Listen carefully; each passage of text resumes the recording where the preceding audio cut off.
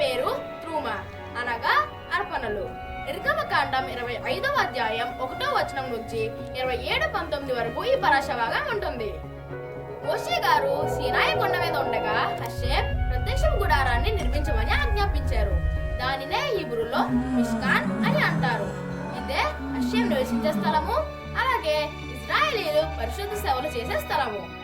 ఎడారిలో ప్రయాణించేటప్పుడు ఈ మిష్కానును సులభంగా తీసుకెళ్లగలిగేలా దానిని ఎలా నిర్మించాలో మోషే గారికి చాలా వివరణాత్మక సూచనలు హషేమ్ ఇచ్చారు. ఈ మిష్కాన్కు 2 ముఖ్యమైన గదులు ఉన్నాయి. లోపల గది ఒక అద్భుతమైన తెరతో వేరు చేయబడింది.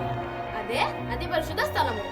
ఆ అతి పరిశుద్ధ స్థలములో బంగారపు మందసము, అలాగే ఆ మందసములో లూకోత్ అనగా 10 ఆజ్ఞల పలకలు ఉన్నాయి.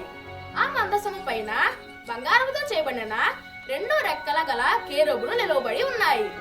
బయట గదిలో ప్రత్యేకంగా పెట్టే రొట్టెల బల్ల, బంగారపు దీపస్తంభము, ధూపం వేయటకు బలిపీఠము ఉన్నాయి. మందిరమునకు 3 వైపుల గోడలు బంగారపు పూత వేయబడి వెండి దిమ్మలతో నిలవబడి ఉన్నాయి. మందిరపు పైకప్పు 3 తెరలతో చేయబడింది. మొదటి తెర నీలి ధూమ్ర రక్త వర్ణముల సన్ననారతోనూ చేయబడినది. అలాగే రెండవ తెర మేక వెంట్రుకలతో చేయబడినది. మూడవ తెర పొట్టేల చర్మముతోనూ అలాగే సముద్ర వచ్చల తోళ్లతోనూ చేయబడినది. మందిరమునకు ఎదురుగా చిత్రకారుని పనిగా ఒక తెరను గుడారపు ద్వారమునకు చేయవలెను.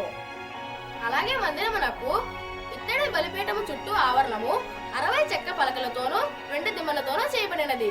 కాబట్టి పిల్లలు, ఈ వారం పరాశాలో మనం మిష్కాన్ యొక్క నిర్మాణం కోసం నేర్చుకున్నాం.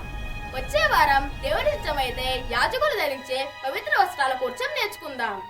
మా ఎపిసోడ్స్ మీకు నచ్చినట్లయితే లైక్ చేయండి, షేర్ చేయండి, మా ఛానల్లో సబ్స్క్రైబ్ చేసుకోండి. అంతవరకు వేచి ఉండండి పిల్లలు. షలోమ్.